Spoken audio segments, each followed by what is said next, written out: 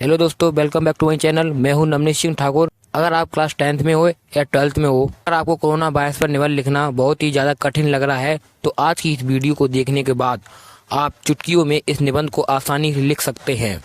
तो इस वीडियो को स्टार्ट से लेकर एंड तक जरूर देखना, बहुत ही ज्यादा महत्वपूर्ण है क्योंकि ये निबंध आपके बोर्ड परीक्षा 2023 में 100% पूछा जाएगा, जिससे कि ये निबंध ना भूलें और बोर्ड में से मार्क देकर आए। तो चलिए शुरू करते हैं। आपको हमेशा निबंध प्रस्तावना डालकर हेडिंगों में लिखना है। आपको आए या ना आए, लेकिन आपको प्रस्तावना जरूर लिखनी है।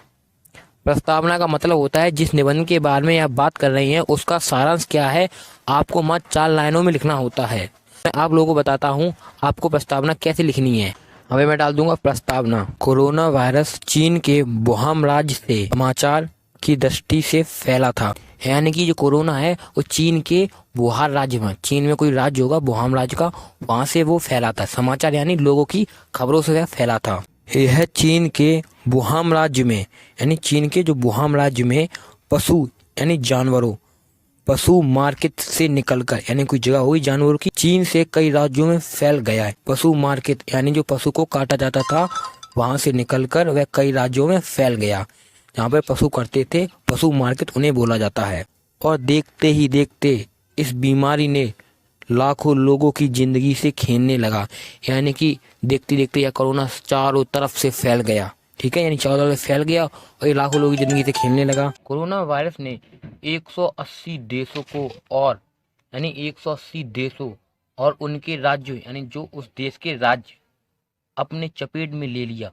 180 देशों और उनके राज्यों को अपने अधिकार में ले लिया, यानी अपने अंडर कर लिया। 7 जनवरी 2020 को चीन ने वर्ल्ड हेल्थ ऑर्गेनाइजेशन यानी विश्व स्वास्थ्य संगठन, इसका हिंदी मीन्स होता है, मैंने यहाँ पे लिख दिया है, वर्ल्ड हेल्थ ऑर्गेनाइजेशन को नए कोरोना वायरस कोविड-19 के बारे में जानकारी दी। यानी कि विश्व स्वास्थ्य संगठन होता है, वहाँ पे चीन के राज्यों ने, जहाँ से कोरोना फैला था, उसने विश्व स्वास्थ्य संगठन में यह जानकारी दी कि ये कोरोना वायरस है, ये एक महामारी है। नेक्स्ट हेडिंग है कोरोना कैसे फैलता है, यानी जो कोरोना है वो कैसे फैलता है। तो कोरोना वायरस से पीड़ित मरीज के छींकने से इसके आसपास लोगों तक तेजी से फैल सकता है। यानी जब कोई कोरोना मरीज होगा उसके छींकने से और उसके आसपास खड़े होने से बहुत तेजी से फैलता है। यह बिना कोई लक्षण दिखाए 14 दिनों तक एक्टिव रह सकता है। मतलब कि यह 14 दिनों तक आपको जैसे आप हो वैसे ही रख सकता है, लेकिन 14 दिनों के बाद आपको धीरे धीरे जुकाम, कमजोरी महसूस होने लगेगी और अंततः आपकी मृत्यु हो जाएगी। ये कोरोना वायरस था, बहुत ही भयंकर बीमारी थी। अर्थात कोई भी मनुष्य यह नहीं जान पाएगा कि उसे कोरोना वायरस हो गया है, लेकिन जब मरीज बोलता है तब उसका आपके ऊपर थूक जाएगा तो आपके मुंह पे पड़ेगा, चेहरे पड़ेगा, नाक पर, होंठ पर, हाथ लगाने से फैलता है। यह एक बहुत ही भयंकर बीमारी थी, यानी पहले थी। अब तो इस बीमारी का अंत हो गया है। अब तो दूर दूर तक कोरोना नहीं रहा है। तो आपको सीधा ऐसे ही लिखना है। मैं आपके लिए हमेशा सरल शब्दों को चुनता हूँ। मैंने ये निबंध आपकी भाषा में लिखा है, तो आप इसको पढ़िए, समझिए और याद करिए। ये 100% निबंध आएगा, ये मैं गारंटी लेता हूँ। नेक्स्ट हेडिंग है कोरोना वायरस से बचने के उपाय, यानी इससे बचने के क्या क्या उपाय हैं। अपने हाथों को समय समय पर 20 सेकंड तक धोते रहें, यानी 20 सेकंड तक धोते रहें, यानी 20 सेकंड आपको धोना ही है। और हैंड सैनिटाइजर का प्रयोग करें और अपने मुंह पर मास्क जरूर लगाएं। और अपने मुंह पर आपको मास्क जरूर लगाए रखना था उस समय, लेकिन अब तो ऐसा है नहीं। ठीक है, इससे बचने के लिए सरकार ने लॉकडाउन का फैसला कर लिया था, जो इस समय सही उपाय है। यानी कि भारत सरकार ने इससे बचने के लिए लॉकडाउन का फैसला किया था, जो उस समय एकदम सही उपाय था। अगर सरकार ने यह फैसला नहीं लिया होता तो हजारों लोगों को अपनी जिंदगी से हाथ धोना पड़ता। यानी कि अगर सरकार ये नहीं लेती तो हजारों लाखों की भीड़ में आज लोग मर जाते। सरकार ने लॉकडाउन का फैसला बहुत ही अच्छा लिया। अगर ये नहीं होता तो आज पता नहीं हमारे पूरे देश में भगदड़ मच जाती। इस प्रकार इसके बचने के उपाय होंगे। तो चलिए नेक्स्ट हेडिंग है कोरोना वायरस के लक्षण, यानी इसके लक्षण क्या है, आपको कैसे पता चलेगा कि कोरोना वायरस हो गया है। तेज बुखार, गले में दर्द, खांसी, सांस लेने में तकलीफ, फेफड़ा कमजोर होना। अगर आप में ये सब हो जाता है, आपको ये महसूस होने लगता है, तो आपको कोरोना वायरस हो गया